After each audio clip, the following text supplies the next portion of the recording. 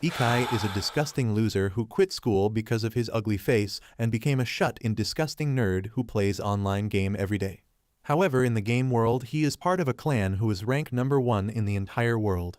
He has every kind of ability imaginable and is the strongest SS rank player. One day, inside the game world, 2 loser players are having the time of their lives in a game called Planet. They have spent days trying to find the legendary red dragon, and now the monster is in their sight. However, these players have immense skill issue, and they watch in horror as the monster flees towards a forbidden territory. The territory belongs to the Akabane family, a notorious group of players who are known as degenerate game addicts with no life. The rookie players watch on as the dragon flies towards the Akabane's stronghold known as the Twilight Hill, and before you know it, things take an unexpected turn. A member of the Akabane family, known as Ikai, has taken an interest in the dragon chase, and he wants in on the action. The guy starts flexing his skills, and he leaps into the air as if it's no big deal. It takes Ikai only a single strike of his sword to bring down the red dragon. He then gleefully gathers all of the loot in his inventory. The truth is that someone as powerful as Ikai doesn't even need the materials dropped by the red dragon. This is why one of the rookie players demands Ikai to submit the items. Unlike a powerful player, the noobs had to spend a long time trying to track down the red dragon. Ikai, on the other hand, is completely unsympathetic because he is a filthy meta slave. Instead of just letting go of the matter, Ikai relies on violence to warn the rookies so that they can back off while they still have legs. Since Planet is a virtual reality game, the players don't really die, but the experience is still quite uncomfortable. There is also a harsh penalty for dying, and one of the stupid-ass rookies starts begging for his friend's life. Tension is high and Ikai's blade is close enough to slice open the player's neck, but he doesn't make a move. Ikai can tell that these bozos are not going to leave anytime soon, so he decides to invite them to the Akabane family home. The rookies follow Ikai like meek little sheep because death is definitely still on the menu for them. As soon as the players enter the Akabane house, they are surprised to see a cute girl with purple hair greeting them. Her name is Mei, and she is the designated healer of the party. Another member of the Akabane family shows up, and his name is literally just a string of random letters because he couldn't come up with a better name for his character. In order to avoid confusion, Ikai simply introduces him as to the rookies. Mei then notices that the low-level players are injured, and she uses her healing powers to quickly heal them. She even offers them food, which is not what the rookies were expecting. The Akabane family is known as a group of hardcore game addicts, so this homely display of care and affection is pretty damn strange. All of a sudden, the boss man Shiro Akabane himself shows up at the house. He looks like an intimidating old Giga Chad, and he scares the shit out of the rookies. Ikai immediately starts yapping about the red dragons, and how the rookies are trying to claim loot that does not belong to them. The low-level players are scared of dying and losing all of their stats and money due to the Akabane family. They prepare themselves for the worst, but Shiro drops his aura and tells Ikai to give the loot back. According to Shiro, it's not right for high-level players to flex on beginners and take away all the materials. Even Ikai cannot argue with this logic, and he gives the loot back. Shiro then asks Mei to teleport the rookie players to a nearby town. His demeanor is completely friendly, and by the time the rookie players are back in the town square, they can't stop glazing Shiro and the Akabane family.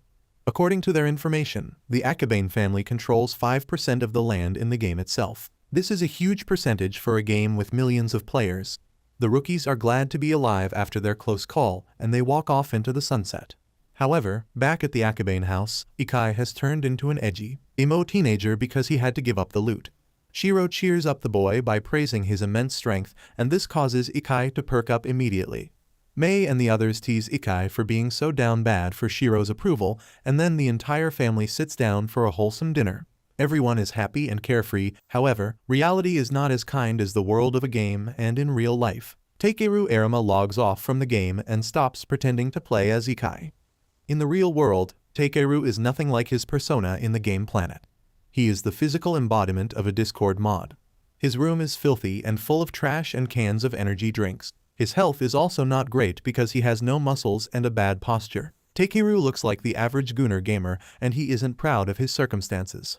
As Takeru fumbles around in his room, he makes the bold decision of leaving his den in search of food.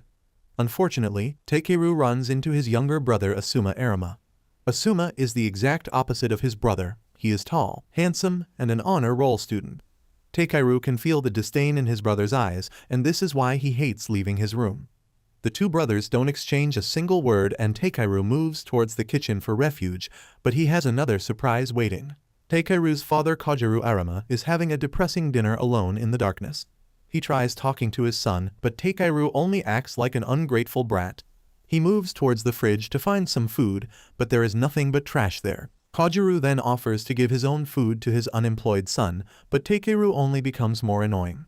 He really likes to use the word shit to describe everything and everyone in his life. As Takeru is about to leave, he notices that the light bulb in the kitchen is about to go out. Kojiro gently asks his son if he can change the bulb since his back is hurting, but Takeru refuses. He starts to leave the kitchen but then decides to change his mind. Takeru takes the bulb from Kojiro and offers to help, but he makes the mistake of calling his father an old man. These words hurt Kojiru's fragile masculinity, and he starts shouting at the top of his lungs. This is precisely the reason why Takeru never leaves his filthy room. His family is horrible, and the game is Takeru's only refuge. He quickly boots up Planet and puts on his virtual reality headset to escape from reality once more. As soon as Takeru enters the world of Planet, he resumes his role of Ikai and continues hanging out with his virtual family. Ikai finds Mei gardening and he takes an interest in her playstyle as a healer. Since Ikai is in a bad mood, he wants to start some shit up and kill a few enemies, but he needs a healer to accompany him as well. Mei does not object, but she pushes Ikai to try something different to direct his anger in a healthier manner. Mei shows Ikai how she likes to plant flowers in the game. She reveals that Planet is the first game she has ever played, so it is taking her some time to get used to everything. Mei likes her virtual family as well, but she also keeps coming back because she doesn't want her flowers to wither. Ikai then has to break it to Mei that the flowers in the game are not programmed to wither, which gives the girl a major existential crisis. Before things spiral, he calls Ikai and Mei to take a look at something interesting. The Akabane family has received a threatening email from a group of pirates. Ikai wants to act quickly and start smashing some heads, but he needs to wait for Shiro's approval. Unfortunately, Mei informs everyone that Shiro won't be logging in for a few days because he got hospitalized. As soon as Ikai hears this, he loses his mind and starts harassing Mei to give more information. He really cares about Shiro and wants to know whether the old man is going through something serious. He has to pull Ikai away from Mei because the girl is a little scared.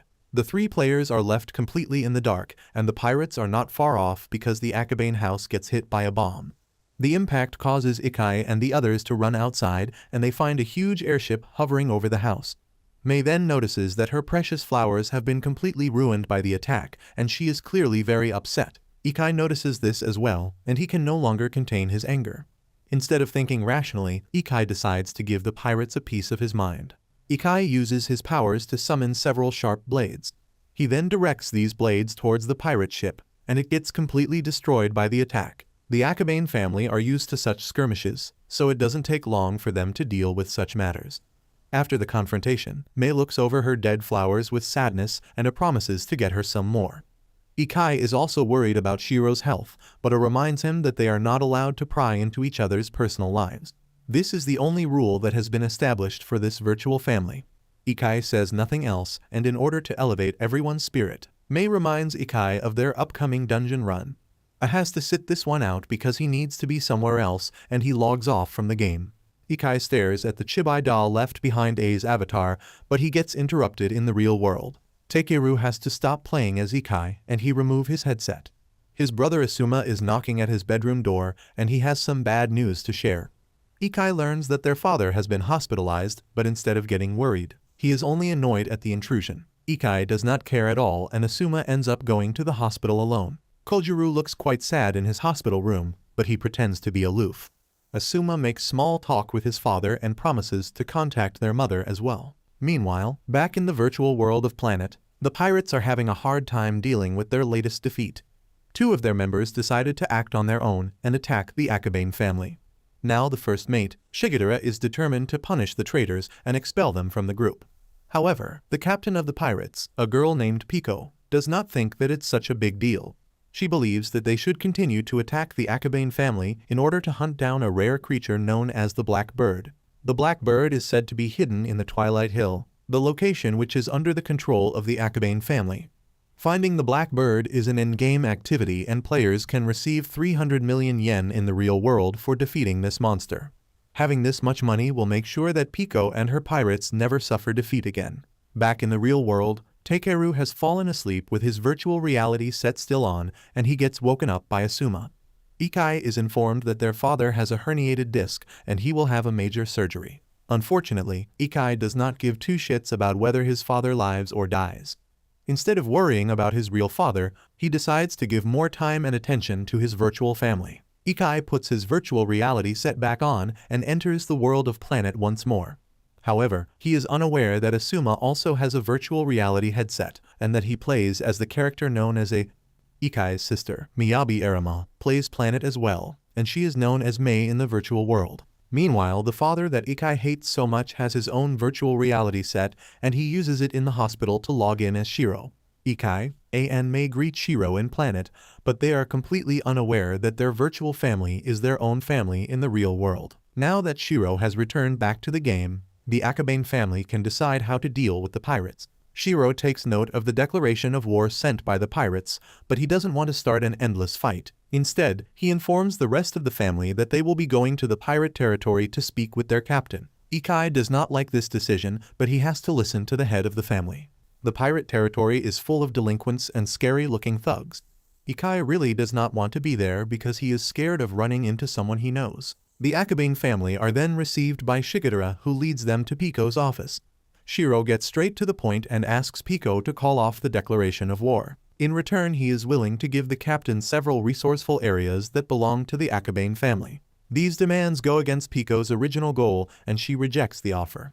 Instead, she lets Shiro know that she wants Twilight Hill and all of the dungeons belonging to the family. Pico's demands are very ambitious, and the Akabane family is not going to fold so easily. Pico explains that the legendary creature known as the Black Bird of Happiness is often spotted at the Twilight Hill.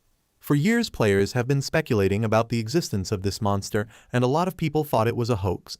However, players received confirmation when the game attached a 300 million yen prize money to the capture and defeat of the Black Bird. A is completely shocked by how confident Pico is with her demands. There is no way the Akabane family will ever give up on their territory, especially since their precious home is located at the Twilight Hill. Pico realizes that Shiro must find her very unreasonable, and she decides to change her demands. Instead of asking for the land, Pico now simply wants Ikai. If the boy is delivered to her, then she will call off the war declaration. This offer is even more infuriating to A because Ikai is a member of their family. They can't just give him up.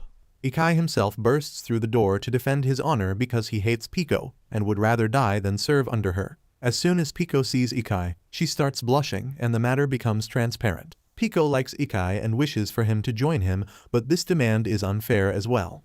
Ikai and A start panicking because Shiro has not said a word yet. They fear that the head of the Akabane family is going to give in to Captain Pico's demands, but Shiro is too much of a badass to give up. He uses his powers to immediately destroy Pico's entire ship and headquarters.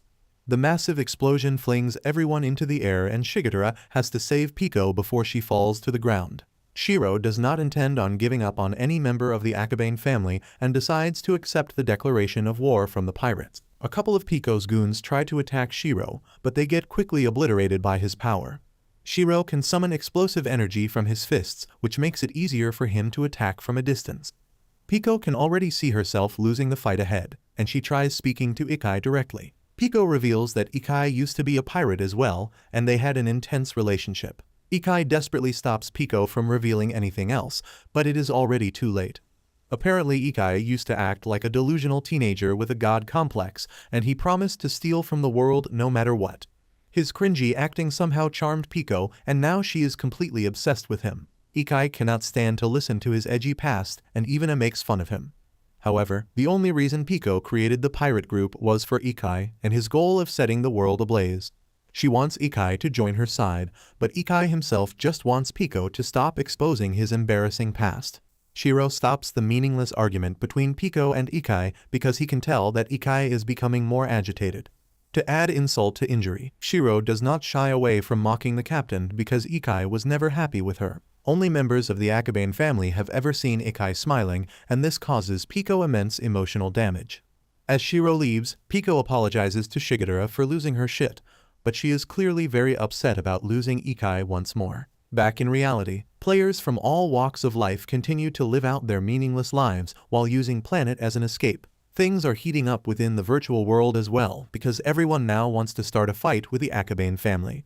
Shiro and the others look at all the threats that their family has received and they must fortify Twilight Hill.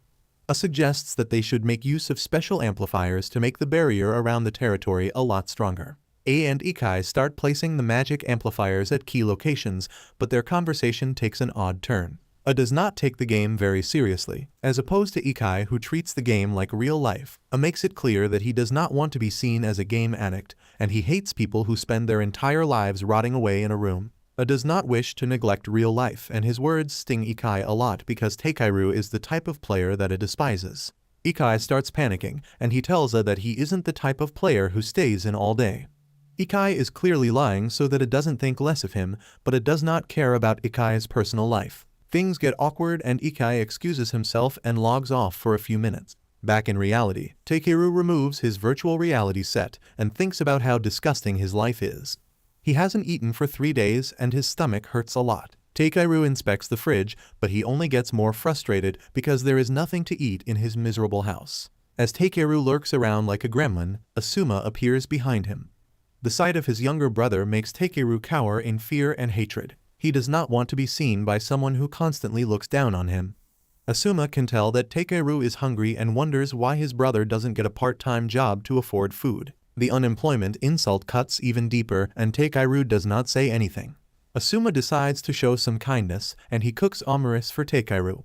He continues to make small talk, but Takeru only stands around like an awkward stick figure. Once Asuma is done cooking, the two brothers sit in silence, which is complete torture for Takeru. He does not want Asuma to stare at him, but the omeris is too enticing and Takeru ends up scarfing down the food. Instead of just eating like a pig, Takeru manages to compliment Asuma's cooking in his own awkward way. However, Asuma is not done trying to help his brother because he tells Takeru that he should practice going outside and touching some grass. This suggestion is the last thing that Takeru wants to hear, and even the thought of leaving the house makes him choke on his food. Finally, the awkwardness comes to an end and Takeru logs back into the game as Ikai. Currently Shiro and Mei are fighting off a fleet of battleships that have arrived at the Twilight Hill. Ikai and A watch in awe as Shiro and Mei take care of the fleets completely on their own. It doesn't take long for them to destroy every enemy ship in sight. However, the Akabane family are not fighting alone this time. Ikai winces from annoyance as he sees 2 members from the Granada Company coming towards the group. The Granada is a powerful guild in the virtual world of Planet, and the Akabane family is their trusted ally. The president's name is Leon, and he is accompanied by Sasamata, a member of the guild. Leon is glad to help the Akabane family because they provide a lot of resources to the Granada guild. If the Akabane territory is weakened, then this will spell trouble for Leon as well. For now, Leon and Sasamata leave after helping out in the fight, but it is clear that Leon has a very keen interest in the family's future. Once the dust has settled, the magic amplifiers are activated all over the Akabane territory. Shiro informs the others that this barrier will last for only 2 months, so they have to find the black bird as soon as possible. Even the Akabane family is not safe from the enticing offer of 300 million yen. With this type of money, Ikai can stay an isolated loser for the rest of his life. Even Shiro doesn't shy away from expressing his interest in the money. Mei is the only one who simply wants to play the game with everyone else and live out their virtual lives as a family. However, Ikai also makes sure to voice his concern about Leon and how much of an asshole that guy is. Shiro tells his virtual son not to worry and just enjoy the game, which makes Ikai a little happy. The family head back home to rest for the day, but a terrifying surprise is waiting for them. Their entire house has been completely destroyed by someone. Ikai and the others are devastated, but they make an interesting discovery at the scene of the crime. Meanwhile, Leon and Sasamata infiltrate Pico's airship in the hopes of talking some sense into the captain. Pico is frustrated by the barrier surrounding the hill, and to make matters worse, Leon wants her to stop harassing the Akabane family. Leon despises pirates because they steal, loot and ruin the game's experience for other players. Leon takes the game very seriously, and he believes that Pico's actions are hurting real-life people. The captain can no longer hear Leon yap away, and she kills him on the spot. Of course, Leon doesn't actually die, but it is clear Pico is only going to be pushed so far. Back on Twilight Hill, Ikai and the others discover a black feather on top of the ruins of their house. Soon the entire sky fills with a sea of black feathers and a dark tornado appears on the ground as it threatens to destroy everything in its path. This might be the legendary black bird that has sent so many players into a frenzy. The Akabane family are caught in the whirlwind of the black bird, and they watch in horror as the black mass takes the shape of a dragon. Shio recognizes the monster as the red dragon that was defeated by Isekai, but now it looks more corrupted and darker. Shiro and the others quickly spring into action in an effort to fight this new monstrosity. Isekai believes that just like last time, he can kill the monster with just one attack, but that is no longer the case. As Ikai's flying swords clash with the dragon, they barely do anything to slow down the monster. The black dragon starts thrashing around, and it flings the entire Akabane family into the air. Shiro quickly comes to the rescue and blocks the dragon's attack. He then jumps into the air and uses his explosive fists to strike the black dragon, but it does absolutely nothing. Isekai and the others are surprised that even Shiro's attack did nothing to the monster. This is the first time that an enemy is completely immune to the family's attacks. Things only escalate as Pico arrives on the scene with her fleet of airships. She is solely focused on bringing Isekai to her side, no matter what. Pico orders her fleet to fire away at the Akabane family, but the shots are completely neutralized by the barrier. Pico does not falter and only orders her forces to increase their attacks, but Shigatara stops her. He wants the captain to assess the situation entirely instead of mindlessly wasting resources. Since there is already a monster attacking the Akabane family, Shigatara believes that the captain should wait to see the outcome of the fight. There might be a chance that the black dragon ends up killing the family, which would only make it easier for Pico to achieve her goals. On the ground, Shiro and the others try to figure out a way to kill the black dragon. They still don't know whether the monster has any real connections to the black bird, but they will only receive answers after defeating the black dragon. Shiro is aware of the strength and weaknesses of every member of the family, and he chooses Isekai to tackle the dragon. Isekai has the strongest single strike attack, and he has already defeated the red dragon before.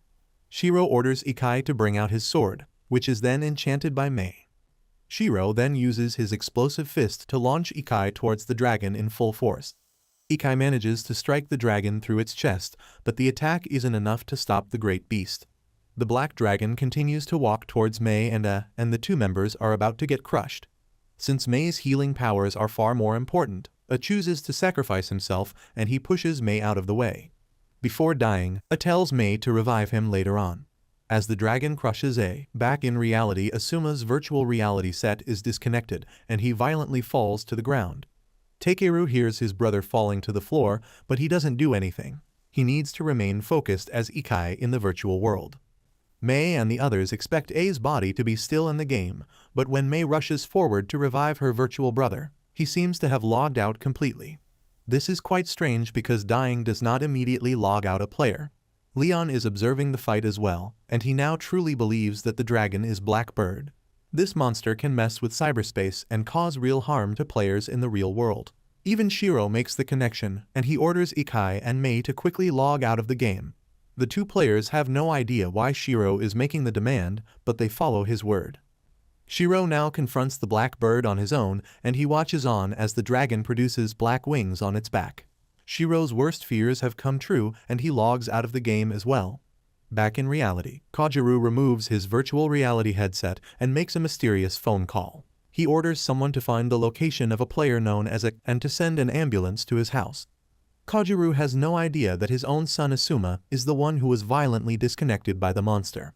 He initiates his secret plan known as Good Night World and prepares for the fight ahead by leaving the hospital early, despite the warnings from the nurses. Meanwhile, Takeru is a little annoyed that Shiro ordered everyone to log out. He decides to log back in and confront the black bird on his own, but he hears Asuma calling out to him. Takeru is a little scared as he leaves his room and enters the dark hallway. He can still hear Asuma, but his voice is faint. Takeru has not entered his brother's room in 6 years, and when he slowly opens the doors, he is horrified to find Asuma slumped on the ground. Asuma complains that he cannot move the left side of his body. Takeru still thinks that all of this is some sort of a sick joke, but Asuma really does need help. Takeru rushes towards his brother, but Asuma tells him to call an ambulance first. Just as Takeru is about to leave to make the call, he looks at Asuma's computer screen and his eyes widen when he sees A's character profile being displayed. The ambulance arrives and Asuma is taken to this hospital. The entire time Takeru's mind is just spiraling with questions. Once Asuma is admitted to the hospital, the doctors inform Takeru that he seems to have issues with his motor functions. The exact cause is still unknown and Asuma will have to undergo several more tests. He starts crying and this is when Asuma decides to wake up. He tells Takeru to stop overreacting, but for the first time, Takeru shows emotions and shows concern for his brother. In fact, Takeru is reminded of as he speaks to his brother and he decides to ask Asuma about the game. Asuma becomes completely cold when Takeru asks him whether he plays Planet. At first, Asuma rejects the notion of playing the game but Takeru reveals that he saw his character profile. Instead of just being normal about it, Asuma starts a long yap session about how much he hates online games that serve as an escape from reality. He even admits to having an account on Planet, but he doesn't enjoy playing the game at all. Asuma reveals that he is only playing the game to search for a friend and bring them back to reality. Asuma's words sting Takeru and he really wants to reveal his own identity as Isekai. However, Takeru could potentially stain his only refuge from the real world if he opens his mouth and he leaves the room. Before going, he hopes that Asuma finds the friend that he is looking for. Once Takeru leaves, the doctor informs Asuma that his father is supposed to be at the hospital as well, but he is no longer in his room. The doctor also reveals that Asuma's injuries were most likely caused by the virtual reality set known as FEG, but it could be difficult to understand what caused the incident. Asuma tells the doctor that his father might be able to help since he used to work in Gleam Corp, a top-it company. In fact, Kajiro Arima had a hand in creating the virtual reality set, and he is also one of the creators of the game Planet. While Asuma tries to get to the bottom of his injuries, Takeru runs back home, but his delusions are getting to him. He keeps shitting on the real world and his family for being such a miserable hellhole. Takeru no longer wants to be part of the real world and only wishes to be known as Isekai from the Akabane family. He rushes back home to log into the game, but an unknown error keeps showing up. Takeru cannot log into the game at all, and he finds out that someone hacked into his computer and changed his IP address. This is the last thing that Takeru wants to deal with right now, but he is actually quite knowledgeable about computers. As a child, Kajiro showed Takeru how to write code. His father spent a lot of time showing him how coding works and gave Takeru the chance to learn a useful skill. Now Takeru puts those skills to good use and he manages to change his IP address, but he needs to use a new password. Takeru recalls how his father showed him how to code "Hello, World." These words meant a lot to Takeru, even though Kajiro was completely horrible to his other children. Takeru recalls how his little sister once brought some tea, but when she spilled it, Kajiro violently pushed her back. The entire family was toxic and things have remained that way for a long time. So Takeru decides to change his password to "fuck you world" and he enters the world of Planet as Isekai once more. Now that Isekai is back in the game, he needs to figure out where the black bird is hiding. Since the barrier stops anything from getting out of Twilight Hill, then the black bird must still be nearby. However, Isekai notices Pico's air fleet trying to bring the barrier down. Aboard the ship, Pico is ordering her forces to use as much force as possible to bring the barrier down, but they need to be precise and calculated with their attacks. Pico's frustration is rising, and she asks Shigadera if he really wants to capture the black bird. As the captain's first mate, Shigadera makes it clear that he needs to win the prize money at all costs. Pico does not mind this answer at all because she wants to drop the act as well. Pico informs Shigadera that her main priority is only getting Isekai by her side. Instead of getting angry, Shigadera offers to take care of the black bird on Pico's behalf, and the captain ends up making Shigadera the captain of the pirate guild. Shigadera is honored to receive his new position, and he promises to make Pico the captain again once the black bird conflict is over. When the rest of the crew hears about Pico's decision, they immediately voice their concerns. The rest of the pirates do not want Pico to leave because she is the heart and soul of the guild. Many of the members believe that being a pirate is a lot of fun and it allows them to deal with their own boring lives. Pico's crew does not want her to feel bad about playing as the villains in this game. And it only gets worse when Leon and Sasamata show up. Sasamata speaks on behalf of Leon because the president does not want to speak to pirates. The Granada Guild are offering to give the pirates a magic attenuator which can dissolve any barrier. This is precisely the type of device that Pico can use, but everyone thinks that Leon is trying to trick the pirates. Pico herself is also getting annoyed because she feels like Leon is undermining her. All it takes is one goofy look from Leon and Pico pulls out her axe and decides to break the barrier on her own. Pico's strength allows her to break the barrier just enough to enter the Twilight Hill territory and confront Isekai on her own. When Isekai sees the captain, he is immediately annoyed because he is definitely not in the mood for mindless banter. Meanwhile, Asuma is trying to recover at the hospital, but he gets visited by a strange girl. The girl does not introduce herself and instead warns Asuma that if their family secrets were revealed, then everything will fall apart. The girl shares these words and then quietly leaves the room as Asuma is left confused. Back in the virtual game, Isekai and Pico are fighting like two scorned lovers. Isekai uses his powers to use several swords, while Pico relies on her axe. The two players are equally matched and incredibly fast. Isekai is impressed by how far Pico has come with her skills. The captain makes a bet and demands Isekai to join the pirates if he loses the battle.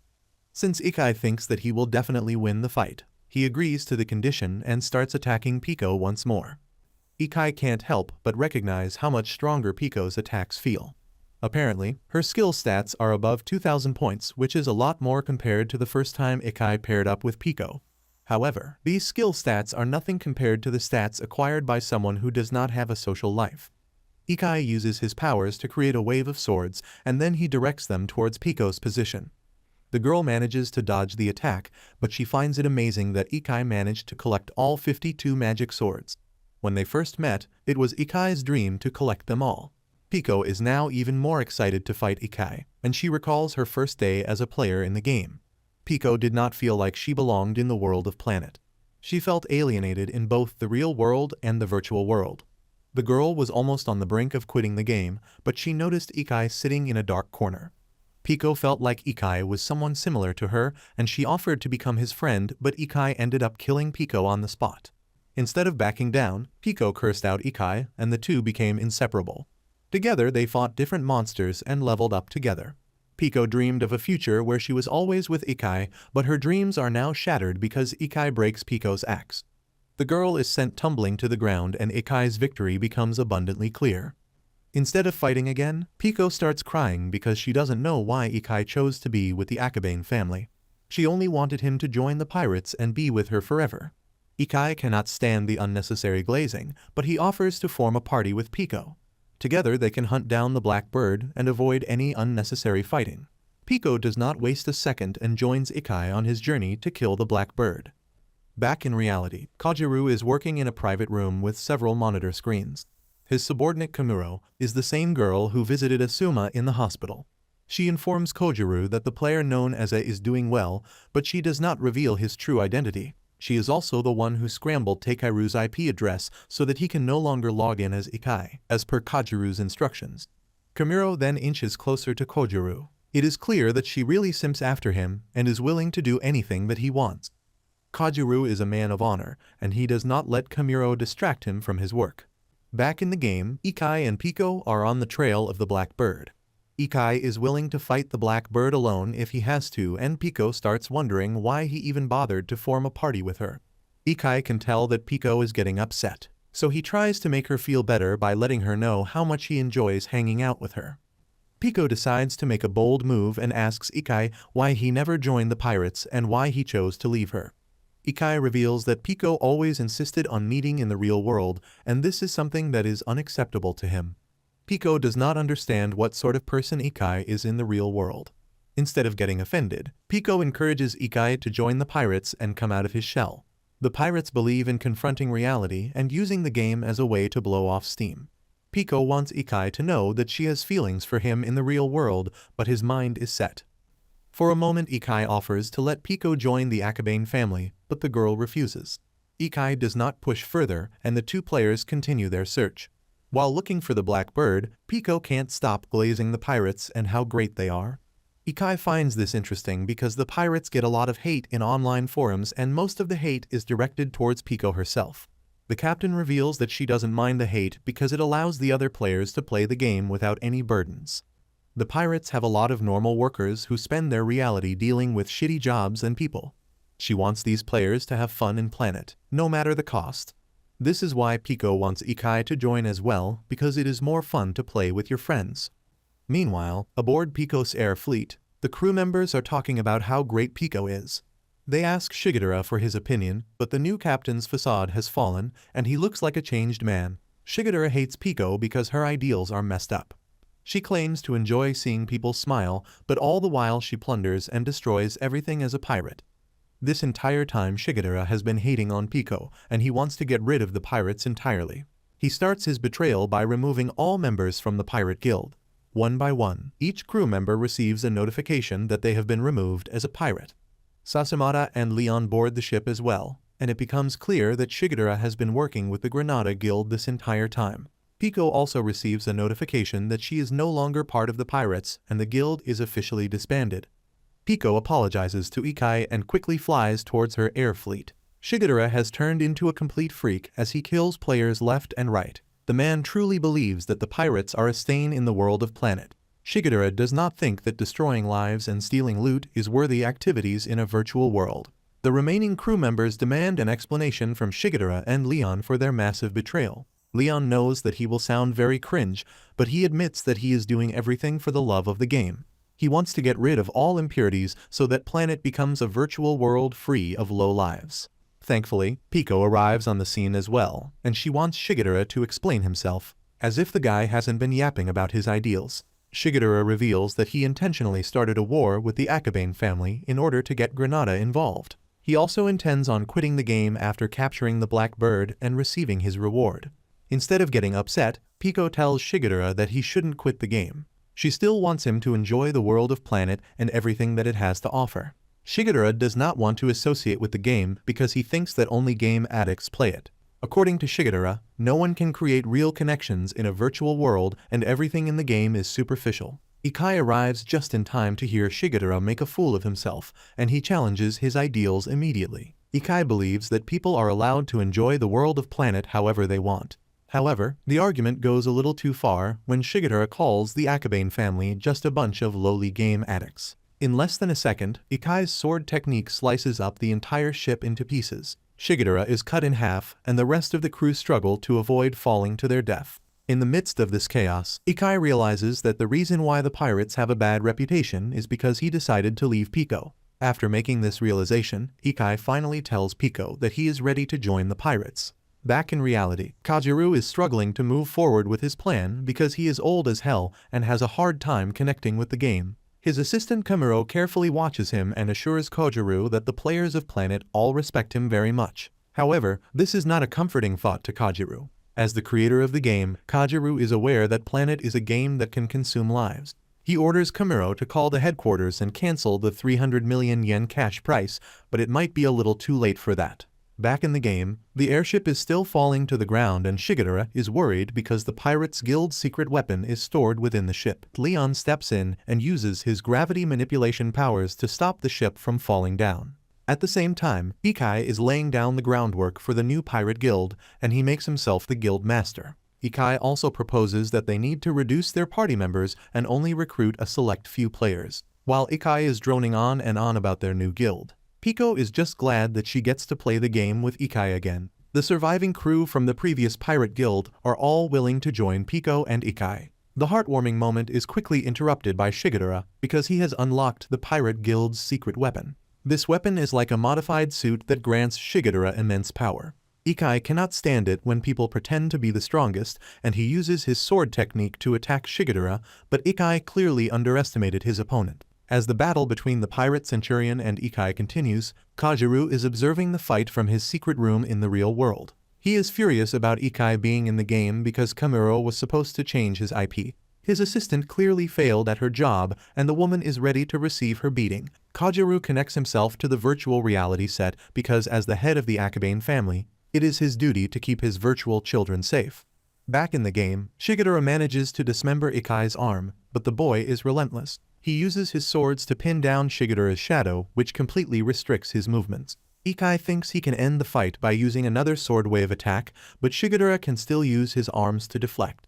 The man begs Leon for help, but the Granada president refuses to fight against Ikai. Pico tells Ikai that they should just leave. This change of plan is annoying to Ikkyu because Pico does not look as angry as she should considering that her own loyal first mate betrayed her. Pico wants to explain herself, but in truth she doesn't really care about the game all that much. She knows that Ikai will get angry if he hears those words, but for Pico, there is still a lot to live for in the real world. Piko imagines herself meeting up with Ikai in the real world, and together they experience things that they cannot feel in a virtual game. Piko can't stand to watch Ikai losing his shit over small things and acting like a spoiled child.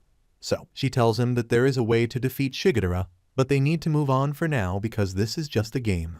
Piko prepares to hear Ikai insulting her for saying the truth, but he is strangely calm. Ikai simply wants to know how to defeat Shigedara.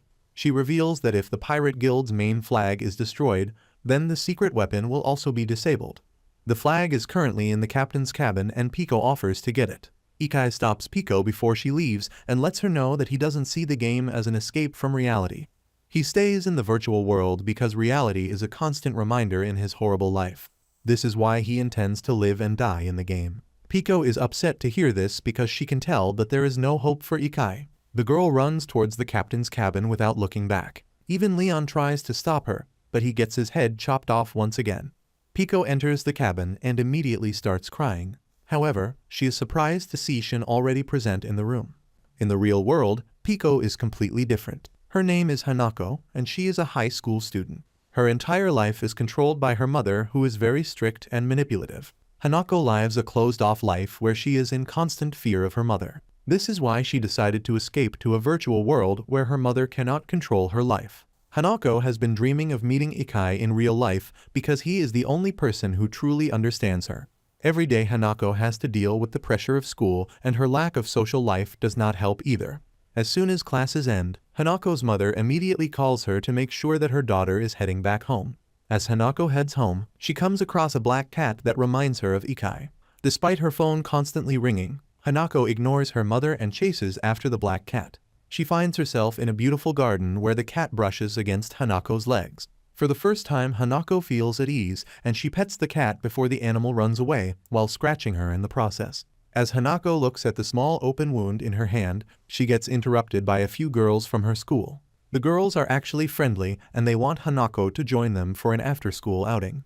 Instead of rejecting them, Hanako decides to go along with them. They spend the rest of the day at a rooftop from where the entire city is visible. Hanako finds the real world to be very beautiful, and she wants Ikai to experience the same thing.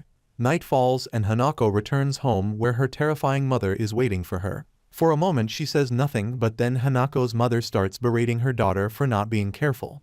Hanako knows that her mother is overly anxious for no reason, and that she doesn't actually care about her. She gets slapped by her mother, but Hanako finds the courage to talk back. She refuses to be controlled by her mother any longer, and she runs to her room where she consoles herself alone. This is why Hanako has been desperately trying to meet Ikai in the real world. Now that Ikai has decided to join the pirates, Hanako sees light at the end of the tunnel. Back in the game, Shiro attacks Piko by cutting off her arm. Piko wants to know what Shiro is doing in the cabin, but the man is being very elusive. Piko is scared that Shiro is going to take Ikai away, and she wants to know how Ikai acts with the rest of the Akabane family. Shiro does not believe in meddling with a player's private life. He only sees Ikai as family in the virtual world. Piko realizes that she needs to save Ikai from the Akabane family because they are keeping him more attached to the game. She declares her intentions of saving Ikai and meeting him in the real world so that they can be happy together. Shiro takes pity on the girl and decides to shatter her entire world. He reveals that Piko is a core of the Black Bird and she is only an AI that exists solely in the game.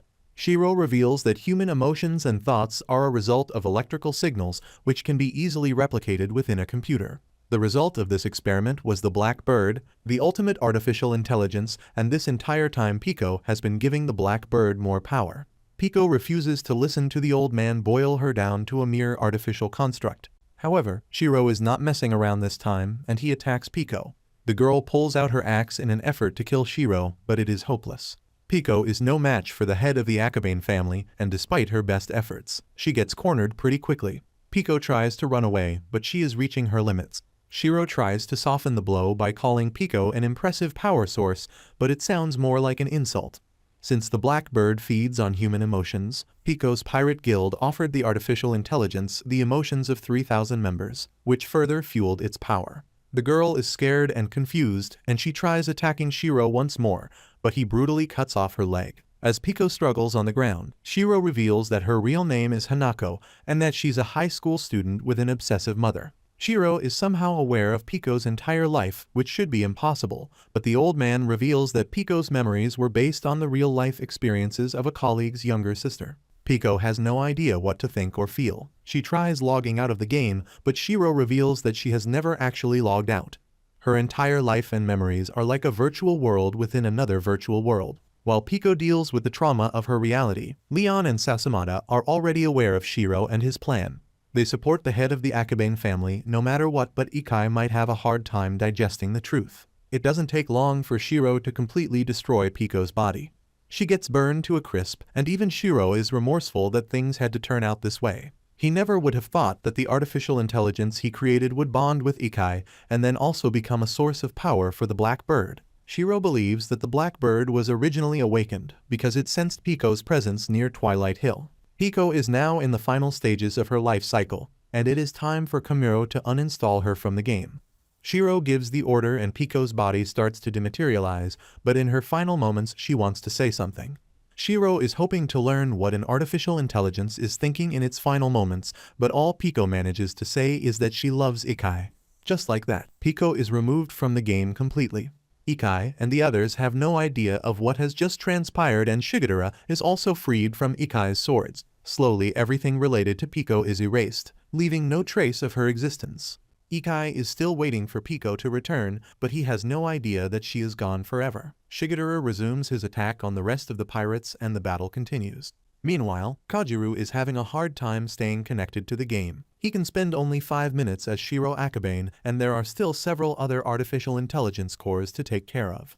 At this rate, Kajiru won't be able to stop the Black Bird from gaining power, and he must rely on Kamuro for help. Back in the game, Shigadera manages to find his way into the captain's cabin where the Pirate Guild's flag is still mounted on the wall. He is also surprised to see that Pico is nowhere to be found, and for now, Shigadera believes that Pico decided to log out. Shigadera then heads back upstairs and he speaks to the remaining crew members as they slowly die and fade away from the game. Even Ikai is amongst the casualties, and it looks like he failed to defeat Shigadera. In his final moments, Ikai tells Shigadera not to quit the game because he intends on creating his own guild weapon along with the help of Pico. As Ikai slowly fades away from the virtual world, he promises to return and kick Shigadera's ass for good. Now that Shigadera has managed to remove all obstacles from his path, he can focus on killing the Black Bird and claiming the prize money. Leon and Sasamata are with him as well, but the Granada Guild are not really vibing with Shigadera anymore. Regardless, Leon tells the man to be careful because the Black Bird is about to enter the show. Black feathers fill the air and a black mass slowly emerges in the sky. This is the true version of the Black Bird, and it looks like a creepy statue with a black body and a white mask. As soon as the Black Bird appears, the game's defenses also release minions to take care of any anomalies within the game, but the Black Bird is simply too powerful to be defeated by such measures. The Black Bird then moves close to Sasamata and simply repeats Pico's name, but it gets upset after learning that it is already too late. Pico is gone. Shigadera becomes impatient and he attacks the Black Bird, but the artificial intelligence is too fast and creepy. The Black Bird latches on to Shigadera's body and doesn't let go as they both fall to the ground. Shigadera gets creeped out and he logs out of the game immediately. Back in reality, Shigadera removes his virtual reality set and he starts feeling really sick. The Black Bird can affect a person's body in the real world as well, and now Shigadera is feeling the effects of this strange monster. To make matters worse, he can also sense a presence in his room, and Shigadera has no idea that the Black Bird has followed him into reality. Meanwhile, Kojiru is recovering as well, but he is more frightened to think about what the Black Bird is capable of. It is a vicious virus that can infiltrate a person's mind and make them completely mad. Kojiru is definitely right because Shigadera sees the Black Bird in his room, but he thinks it's just a hallucination. He tries logging into the game again, but the virtual reality set is broken. Instead of wasting time, Shigadera decides to walk to a nearby net cafe where he can play the game. However, on the way he receives a mysterious message which says that an endurance test will commence soon, and then he gets brutally hit by a truck. As Shigadera's twisted limbs are drained of blood, several Black Birds gather around him. The man then wakes up from this nightmare as well, but he still feels scared. He receives another message, and this one says that endurance test number 2 will commence soon. All of a sudden, a fire erupts in Shigadera's room, and he is completely trapped in the small space. Shigadera burns to death as the Black Bird watches on from the window. He then wakes up from this violent dream as well, but finds himself facing a demented neighbor with a knife. The psycho kills Shigadera brutally and leaves his body to rot in the room. Shigadera ends up going through several endurance tests, and they just keep on getting more horrific. Back in the game, Leon and Sasamata discuss what happens to players if they come into contact with the Black Bird directly. It seems that the strange virus digitizes the player's mind and drags them to a world that is neither reality nor a part of the game. Within this strange world, the Black Bird tortures the player endlessly, as can be seen with Shigadera's condition. In just a few moments, Shigadera has experienced more than 1,000,000 endurance tests, and he is in a completely vegetative state, but worse. Back in the game, Leon and Sasamata wonder if the Black Bird will return, but the virus is satisfied with devouring Shigadera for now. Leon does not feel bad about letting the traitor die, especially since Shigadera was constantly on the game. The two members of the Granada leave the ship and Leon's gravity powers fade away as well, which causes the airborne ship to start falling. News of the fall of the Pirate Guild and Pico soon spread throughout the entire game. Everyone is talking about how the Pirate Guild was disbanded and Pico deleted her own profile. A lot of people are just glad that the menacing girl decided to quit the game for good. No one knows the truth, and when Ikai hears people bad-mouthing Pico, he kills them on the spot. Back in reality, Takeru is completely devastated by Pico's sudden disappearance. For the first time, he feels like the real world is less suffocating than the game. The boy breaks down crying, completely alone and depressed, but then a surprising new figure embraces Takeru. His mother has returned, and she tries to comfort her miserable son. Aya Arima has been gone for a long time and her presence is greatly appreciated by Takeru, but her stay is short-lived. She decides to leave again after taking care of Takeru and making sure that he is okay. Before his mother leaves, Takeru lets her know about Kajiru's surgery and Asuma being hospitalized. Hearing this prompts Aya to visit the hospital so that she can see her son Asuma again. At first Takeru does not want to go, but he decides to accompany his mother. The duo arrive at Asuma's hospital room, but what follows is traumatizing. Asuma's room is filled with white feathers and his eyes are completely blacked out. He is unresponsive and looks like a rotting zombie. Since Asuma had contact with the Black Bird as well, his mind seems to have also been digitized by the virus.